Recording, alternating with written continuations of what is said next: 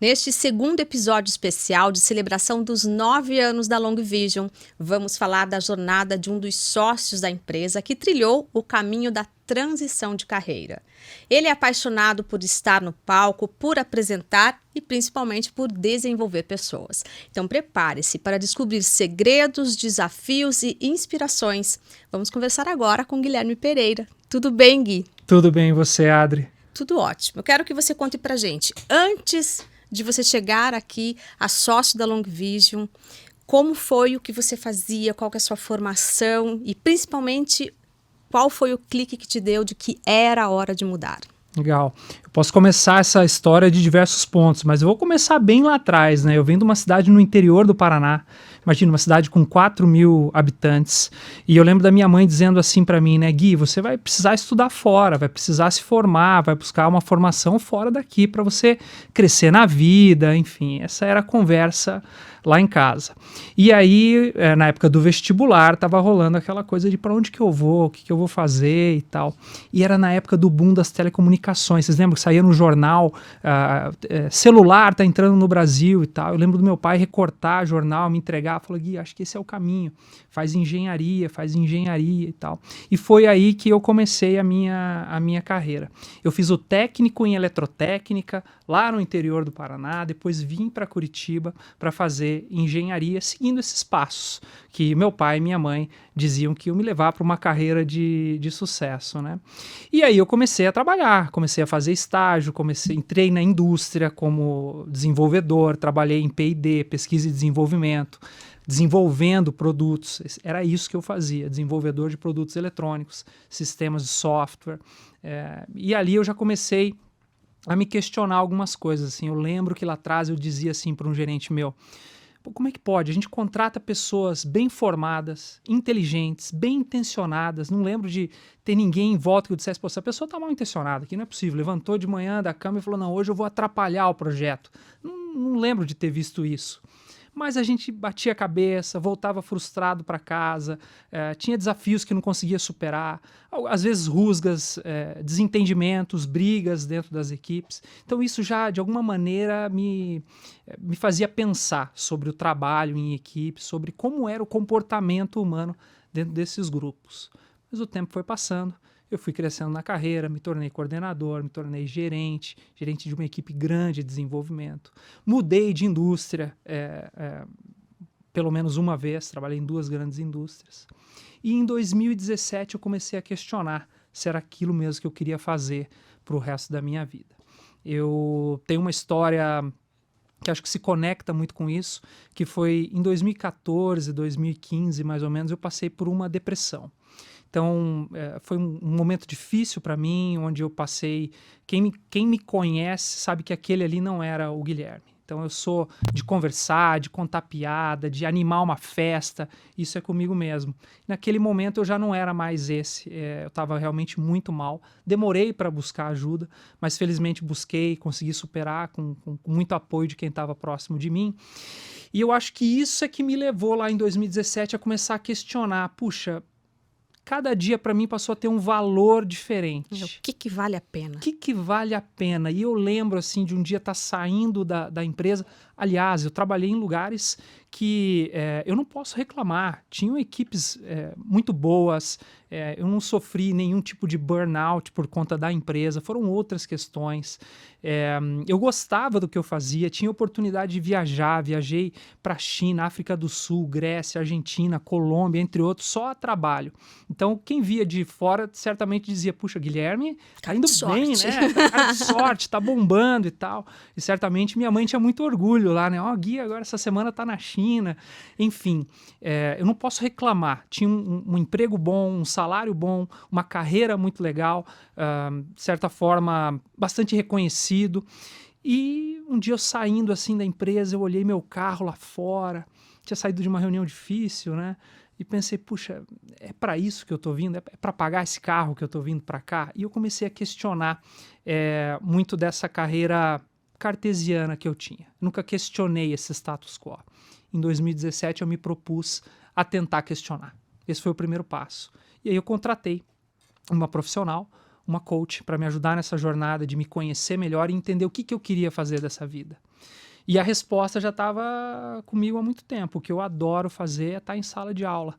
Quando tinha oportunidade de fazer uma palestra, eu logo levantava a mão, deixa que eu faço, porque eu adorava fazer isso. Tanto que um dos treinamentos que você dá justamente é técnicas de apresentação. Inclusive foi o primeiro, né, que eu entrei em sala para fazer com a Long Vision.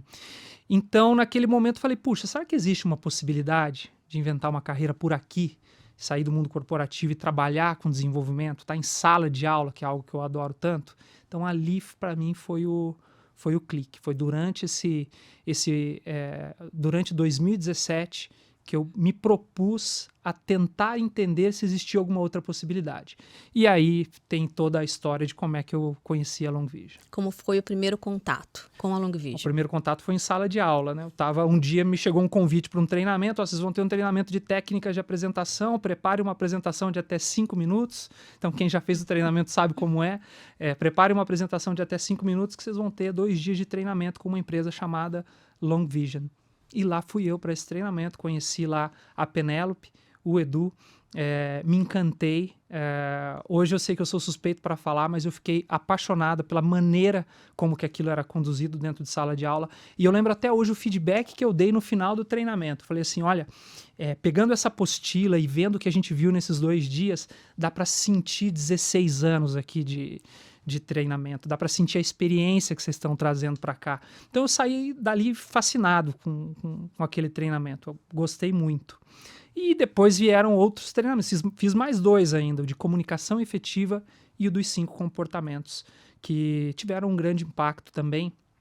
No fundo, um impacto que teve para mim foi, dá para pensar, dá para questionar a maneira com que a gente se comporta, e se comportando de maneira diferente, a gente pode ter resultados diferentes. Isso me levou a questionar ainda mais. Teve na prática isso, né? Essa vivência da Long Vision.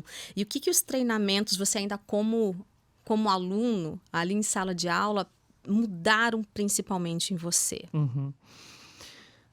Uma coisa mais prática que foi entender que tudo aquilo que eu via nos outros e pensava, puxa, essa pessoa faz isso de maneira natural, pode ser trabalhado, você pode entender o que está por trás daquilo, dissecar aquilo em técnicas e praticar aquilo, desde que aquilo vá ao encontro dos seus valores. Acho que isso foi algo mais prático e que eu tento disseminar hoje em dia.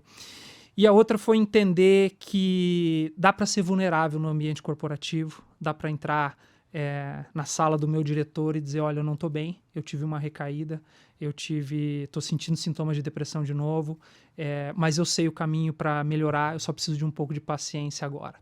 E talvez se a gente não tivesse tido aquele treinamento, falado mais sobre vulnerabilidade, ter sido aberto durante aquelas 16 horas, talvez eu não conseguisse fazer isso depois. Então eu pude experimentar na prática o benefício que isso traz. E falar disso em sala de aula hoje me traz assim uma vontade de ajudar, de que outras pessoas possam ter essa experiência também. Aqui você compartilha a tua experiência justamente com The 5 Behaviors. Exatamente. Quando você fala de vulnerabilidade. Foi nos 5 comportamentos. Dos 5 comportamentos desse treinamento, que é um sucesso dentro da Long Vision, qual foi o comportamento que mais te desafiou?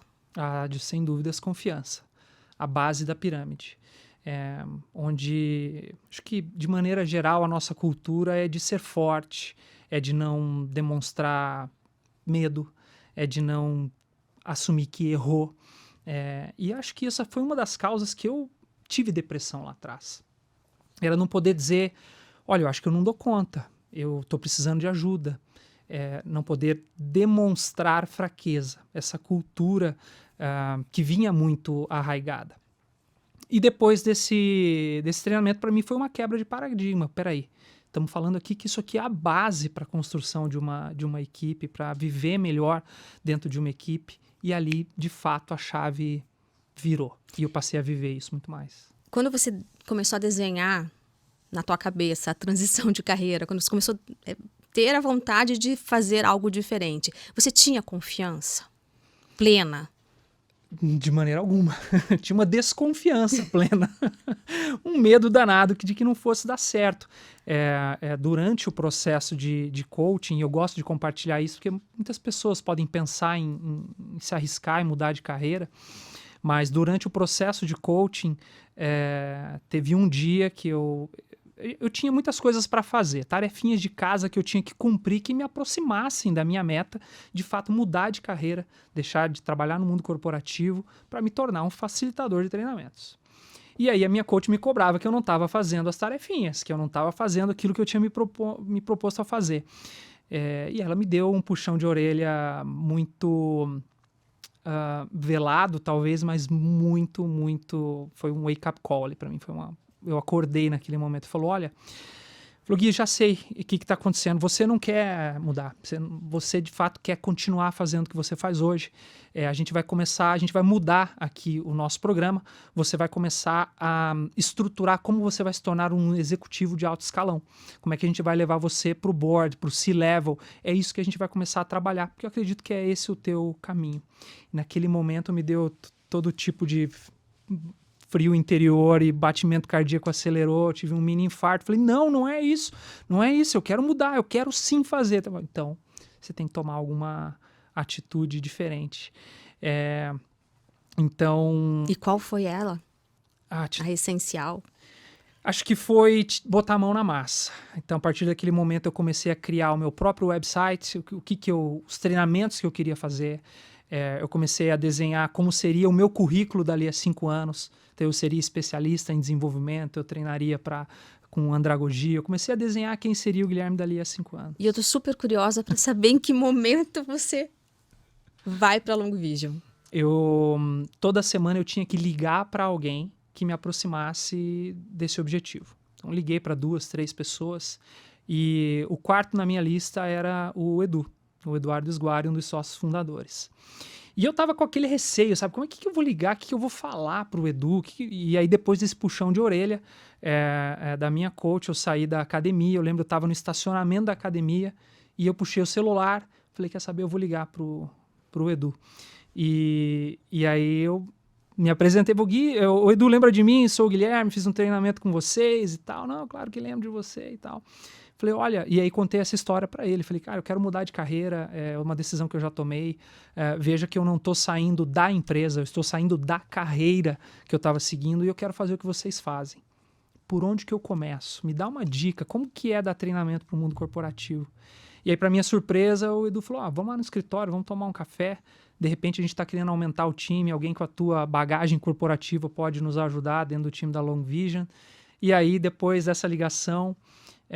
foram 1 ano e meio praticamente de planejamento, trabalho para aprender cada vez mais de preparação, até que eu me desliguei da empresa e passei a fazer parte da Long Vision. Conta como foi a tua primeira experiência em sala de aula. O que você sentia?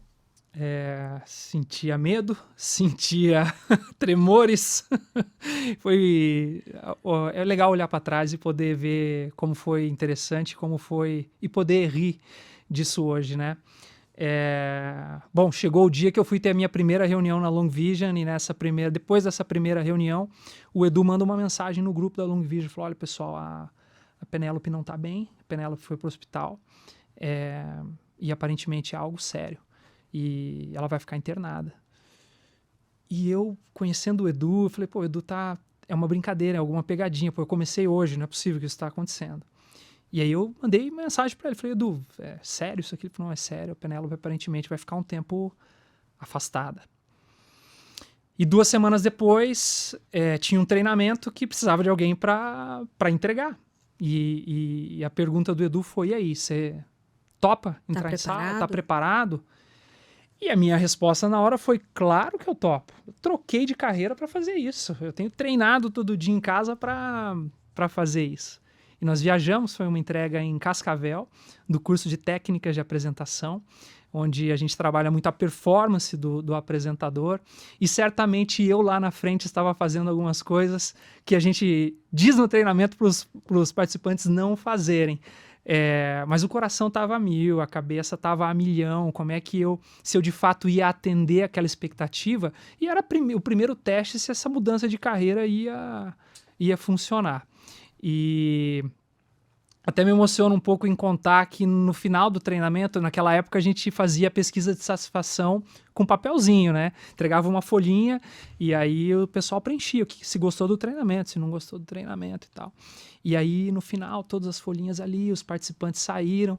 Aí o Edu, com toda a experiência já em sala de aula, sabia que aqui tinha sido um sucesso, que as pessoas tinham adorado. E falou, dá uma olhada ali nos feedbacks. E aí eu virei as folhas e comecei a ler os feedbacks e tava, nota 10, adorei, mudou minha maneira de apresentar, maravilha, quero mais com vocês. E ali eu senti aquele quentinho no coração, falei, porra, é isso que eu quero fazer pro resto da vida. Foi uma satisfação, assim, nunca mais esqueci aquele momento, foi de fato transformador. Que bom, e que bom também saber que deu tudo certo com a Penélope, tanto que ela está com a gente no primeiro episódio dessa série que celebra os 9 anos da Long Vision. E queria saber se esse foi o momento que você teve certeza que você estava fazendo a coisa certa, logo após esse feedback, ou mais fatores, mais episódios aí na sua história te deram a certeza de que você fez o que tinha que fazer? Eu acho que depois dali não tinha dúvida nenhuma. Aliás, eu poucas decisões na vida eu tomei com tanta tranquilidade quanto aquela. É claro, eu me preparei e eu costumo dizer que eu tive o privilégio de poder escolher uma mudança de carreira, né? Porque num país como o Brasil, muitas pessoas precisam trabalhar com o que tem, com o que dá para conseguir sobreviver. Então, eu me considero um privilegiado que aproveitou um momento, que investiu um esforço naquilo e que teve uma coragem de fazer. Mas eu tomo muito cuidado quando eu digo isso de, olha, aposte no que você gosta, faça uma transição de carreira, busque alguma coisa. Primeiro porque se você está bem com a sua carreira, se está legal, ótimo, né? Toca o barco, manda ver. Mas se você não está satisfeito e tem condições, eu encorajo. Mas eu sempre ressalvo que eu tive uma boa condição. Eu consegui guardar um valor em dinheiro para que eu pudesse me sustentar caso alguma coisa desse errado. A minha esposa é funcionária pública federal. Então eu me planejei para fazer aquela transição. Então, o dia que eu sentei na mesa do RH e assinei a demissão, eu estava muito tranquilo. Apesar de essa ter sido uma das decisões mais difíceis da vida, porque mãe, eu sei que você queria o meu... Vou falar aqui, ó. Mãe, eu sei que você queria o meu melhor, mas eu escutava você dizendo, faz engenharia, faz engenharia, faz engenharia. Então, abandonar aquela carreira na engenharia para fazer algo totalmente novo e incerto foi uma das coisas mais difíceis que eu já fiz. Mas depois que eu, de fato, pisei em sala de aula, não tinha como voltar atrás. E com certeza essa primeira fase que te trouxe essa inquietação, ela te preparou de várias formas também para ser diferente em sala de aula. Essa outra experiência, as relações, elas trazem isso para a gente, né? Não, de fato, muito do que eu vivi no mundo corporativo são exemplos que eu levo hoje dentro de sala de aula. E esse período de transição me traz muitos exemplos de como é que a gente pode se preparar, como é que você pode praticar alguma coisa, sendo um pouco mais técnico e mais prático aqui na resposta, mas também de que comportamentos a gente pode aprender e mudar, que não existe a síndrome de Gabriela, né? Eu nasci assim, eu cresci assim, vou viver assim, vou ser sempre assim. E eu tinha muito aversão a esse tipo de risco. E hoje eu vejo o quanto eu posso trazer dentro de sala de aula e dizer, olha, funcionou para mim. O que eu estou trazendo aqui não é algo que eu li em algum lugar e que eu nunca testei, que eu nunca provei. É algo que realmente mudou a minha vida. E você está dentro de sala de aula com equipes, com líderes, você sabe o funcionamento e as dificuldades que as equipes podem trazer, então você traz uma experiência a mais para a sala de aula junto aos treinamentos. Sim, né? Eu vejo que eu crio uma conexão ali quando eu digo, olha, na minha época de mundo corporativo, às vezes eu tinha uma reunião e acontecia que quando alguém falava alguma coisa, todo mundo ficava calado. Será que isso acontece aqui também? Ou eu já tive medo de dizer numa reunião que o prazo ia atrasar. E aí eu fiquei enrolando e o prazo não deu e depois a gente ficou todo mundo surpreso com o prazo que a gente não atendeu. Tivemos um problema. Tive que escutar de um diretor um dia me dizendo: Gui, você está com medo de dizer para o cliente que o prazo não vai ser esse? E na hora eu me defendi, disse que não, que o problema era outro. No fundo, depois quando eu refleti foi: não, eu estou com medo de dizer para o cliente que o prazo não vai ser esse. Isso diz muito mais sobre mim do que sobre o entorno que eu estou vivendo ali na empresa. Então, quando eu compartilho essas vivências que eu tive do lado de lá, sentado do lado que eles estão hoje, eu vejo que as portas se abrem para, talvez tenha uma maneira diferente de fazer isso. E você contou aqui pra gente que quando você estava na indústria, até que tua mãe fica orgulhosa que você foi pra China, que você viajou, e a Long Vision, você imaginava que traria também essa experiência? Como ela aplica esses treinamentos também internacionais? Você viaja, fala um pouco dessa experiência que você tem internacional com a Long Vision, com os treinamentos, que a gente volta e meia, quem acompanha vocês na rede social, acompanha você embarcando para algum lugar. Sim. Desde que eu entrei de estagiário, eu comecei a falar espanhol. Tive que aprender a falar espanhol porque eu entrei numa área para trabalhar com produtos para exportação. Isso me permitiu hoje fazer algo que eu não imaginava, que é trabalhar com desenvolvimento humano, dar treinamentos fora do Brasil. Todo aquele planejamento que eu fiz, eu me planejei para tudo dar errado, né? E foi tudo dando tão certo, as coisas decolaram de uma maneira espetacular para mim. Eu sempre sou muito grato a isso e tento retribuir da melhor forma, entregando bem, cuidando das pessoas que trabalham com a gente dentro de sala de aula. Eu nunca imaginava pegar um avião e dar um treinamento na Argentina, e dar um treinamento no Panamá. Já estive lá 2 vezes esse ano, Guatemala 1 vez, e provavelmente em breve estarei lá de novo. Poder fazer isso em outro idioma, em outro país, com outras culturas, numa sala, esses dias a gente tinha 12 culturas diferentes, eu contei. Inclusive esses dias eu mandei uma mensagem no grupo dos sócios. Falei, gente, eu já agradeci vocês hoje por me receber na Long Vision, por me ajudar nessa jornada, porque olha o lugar que eu tô. Tava num lugar cinematográfico, um lago, cercado de vulcões, trabalhando com uma equipe de uma grande multinacional. Eu não imaginava. Eu estaria muito satisfeito estando em sala de aula. Estar em sala de aula em outro país, com tantas equipes tão bem estruturadas, olha, acho que está além do que eu tinha imaginado para esse tempo. E vocês foram bem longe também, né? Rússia, Dubai entra na lista de treinamentos. Foi. Você sabe que isso é algo que a gente tem que resolver internamente. Quando chegou a minha vez de ir para Dubai, foi durante a pandemia. E aí eu tive que ir para Dubai online, mas todos os outros foram para Dubai. A gente vai ter que resolver isso em algum momento. E Rússia também foi durante a pandemia, foi online. E trabalhar os 5 comportamentos em culturas tão diferentes nos mostra que, apesar das peculiaridades das culturas, pessoas são pessoas. Tem os seus comportamentos, tem as suas dinâmicas dentro dos grupos e tá tudo enraizado, né? Se a gente conversar com a Penélope, a gente vai falar sobre a nossa raiz, como a gente evoluiu como seres humanos. Então a gente encontra desafios muito parecidos para trabalhar, seja na Rússia, seja no Panamá, seja no Brasil, seja na Argentina e por aí vai. Você demonstra estar aqui em constante busca. Equilíbrio é uma palavra que faz parte do desenvolvimento pessoal que você traz para a sua vida? Faz parte. O equilíbrio que eu consigo ter hoje na Long Vision é algo que eu valorizo muito e gostaria que muito mais pessoas pudessem ter. Primeiro, um equilíbrio da gente poder ser quem realmente é dentro do ambiente de trabalho. De não ter que vestir uma capa de super-herói, né? De entrar lá e dizer, pô, eu tenho que dar conta, eu não posso mostrar fraqueza. Eu acho que isso já traz uma tranquilidade, um bem-estar muito maior. Quando eu me preparo para uma reunião, e a gente tem reuniões duras, a gente fala de negócio, a gente entra em conflito, nós temos as nossas desavenças, como todas as equipes. Aliás, a gente diz que todas as equipes, assim como todas as famílias, têm as suas disfunções. Felizes são aquelas que correm atrás de investir tempo, energia e trabalhar nelas para se tornar mais coesas, ter menos estresse e mais felicidade. Então esse já é um fator que por si só me traz equilíbrio. E, por outro lado, às vezes eu dou treinamento num sábado, às vezes eu não tenho treinamento na segunda-feira, eu posso até dar uma fugidinha para surfar, eu tenho meus finais de semana com a minha família.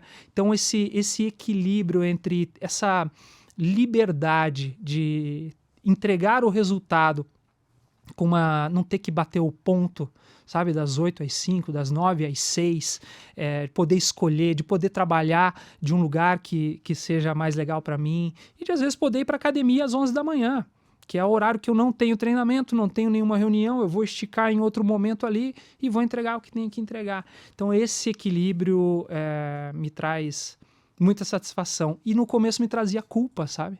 De às 11 da manhã estar na academia e pensar, eu não devia estar aqui, devia estar trabalhando, devia estar fazendo alguma coisa. E, de fato, eu estava desfrutando de algo que é super valioso, que eu tento valorizar todo dia. Até porque a gente está falando aqui, ó, de sucesso, de uma empresa que está quase uma década, 9 anos esse ano, celebrando tantos projetos. E quando você fala que você sentia culpa, eu acho até natural, porque a cultura do sucesso diz que a pessoa não tem vida. Que a pessoa trabalha o dia inteiro, sábado, domingo e feriado. Trabalha enquanto eles dormem. Não é? Tem que ser extremamente produtivo. Não, se você não está fazendo alguma coisa, você se sente mal, como você falou aqui. Uhum. E você traz um modelo que ele diz muito sobre a essência dos treinamentos da Long Vision, né? Que tem essa base de trabalhar a felicidade num ambiente sem estresse. Uhum. Nós já conversamos aqui com o Eduardo e com a Penélope, os fundadores da Long Vision, que falam da importância de cuidar da pessoa que vai cuidar da sua família, que vai chegar numa família depois. Tudo isso traz um movimento para a cabeça da gente, de uma mudança muito radical em relação ao que é o sucesso, né? Sim. E felizmente a gente está vendo mais esse movimento nas empresas. Parece que, de fato, mais pessoas estão entendendo que pessoas felizes produzem, entregam, criam coisas novas e que não tem outro caminho a não ser ter pessoas com menos estresse, que são capazes de criar mais, de produzir mais, de cuidar mais uns dos outros. Então, o que a gente prega dentro de sala de aula e que eu acredito de fato é que, primeiro, resultados está no topo da pirâmide. Todas as equipes existem para entregar os resultados. Mas por mais contraintuitivo que isso possa parecer, para alcançar esses resultados, a gente tem que cuidar das pessoas e se enxergar como seres humanos. É muito mais fácil eu resolver um problema que eu conheço do que um que eu não conheço. Portanto, se alguém na equipe tem medo de falar que errou, como é que a gente vai conhecer aquele problema? Se alguém na equipe tem medo de apontar uma falha por ser, de repente, eu não vou falar que aquilo ali está errado porque vão me ver como o que reclama demais. Como é que a gente vai resolver aquele problema? Então, quando a gente cria essa confiança baseada em vulnerabilidade, a gente se torna mais produtivo.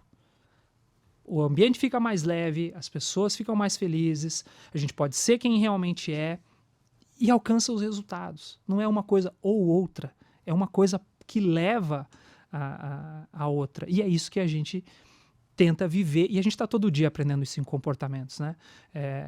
A gente vive, primeiro que a gente se treina, a gente entra em sala de aula como alunos, alguém vai lá, Penélope vai dar uma parte do treinamento, o Edu vai dar outra parte do treinamento, e a gente se põe no lugar das equipes.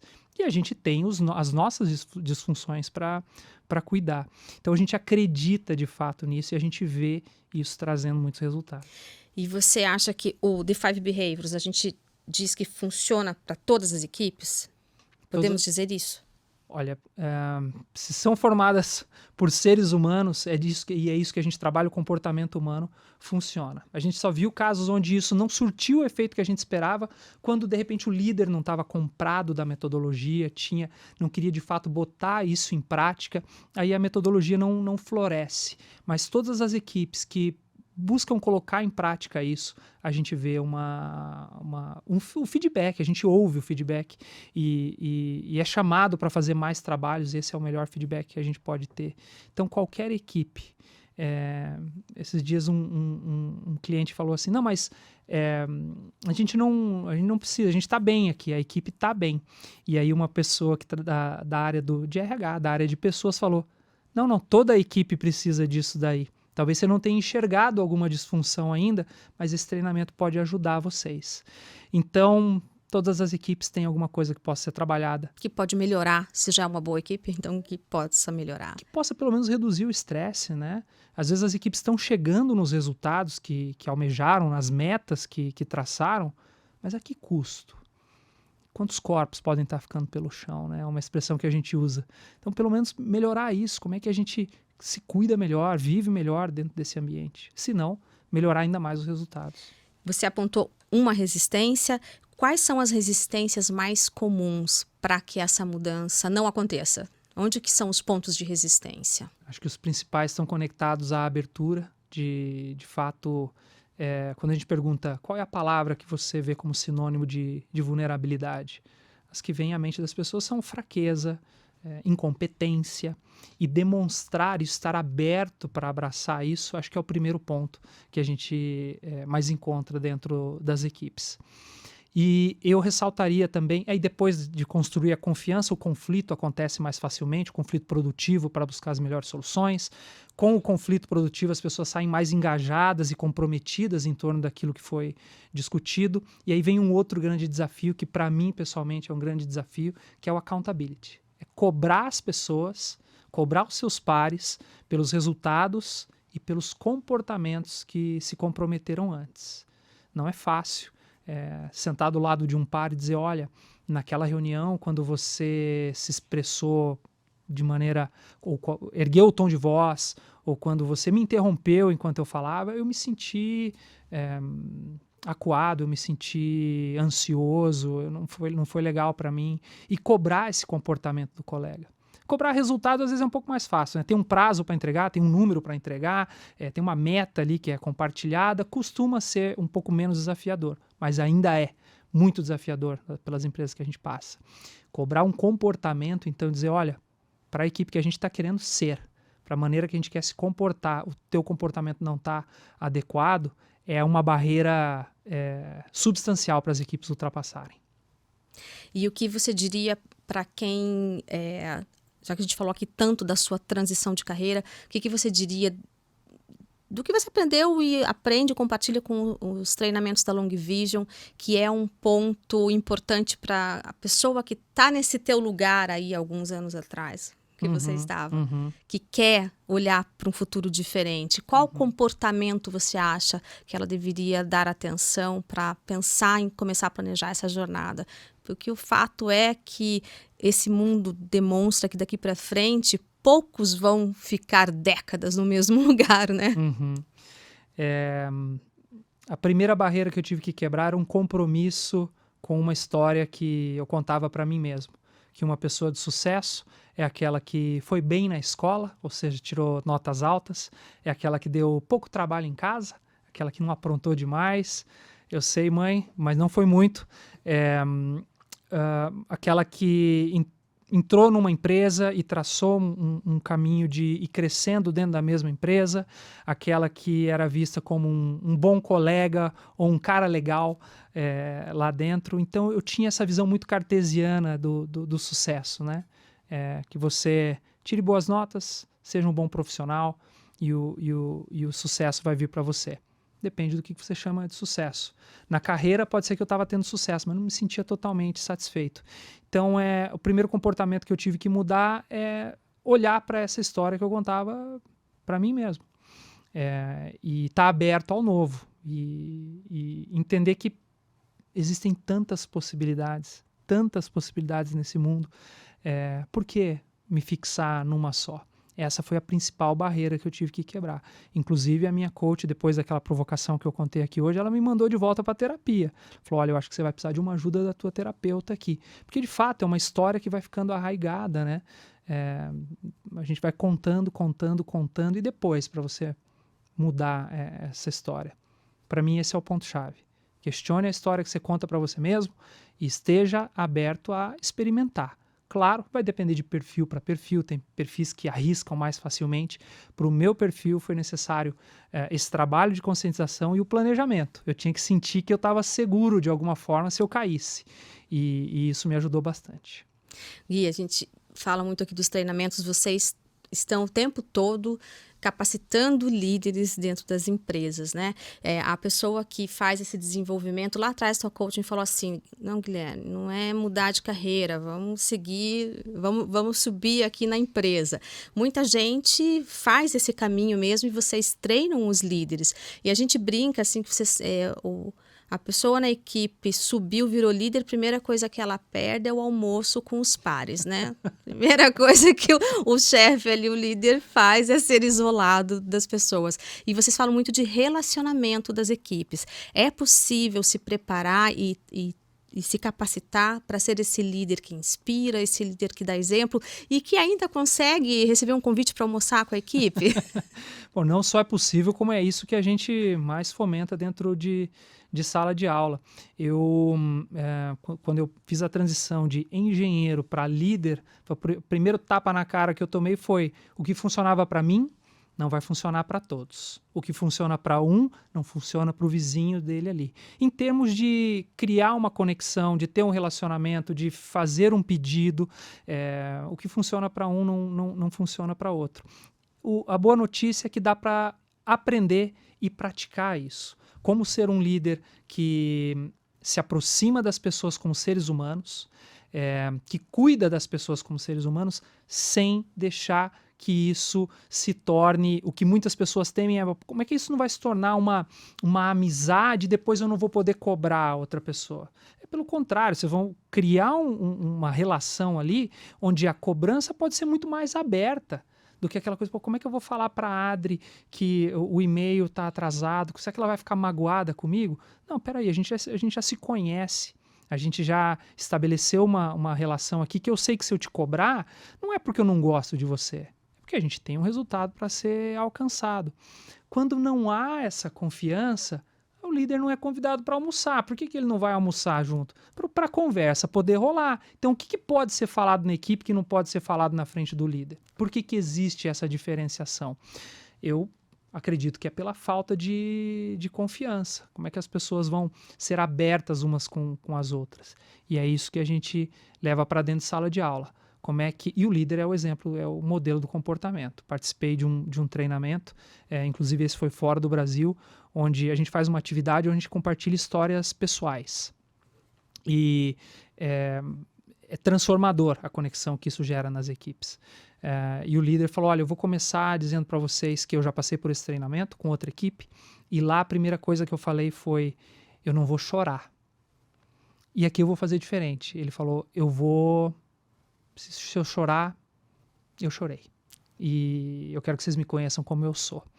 E foi a gente chama essa atividade de roda da vida, foi uma das rodas da vida mais lindas que eu já vi. Porque as pessoas, a partir dali, se desarmaram completamente, se mostraram como realmente são e criaram uma conexão a partir daquele momento que aquela equipe, ela vai ter os seus problemas, ela vai passar vai vir alguma pancada, mas a força, a conexão que eles criaram entre eles ali... Eles vão passar juntos.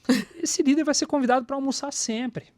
Sabe, acabou a desconexão que existia poderia existir entre alguns membros da equipe. Então,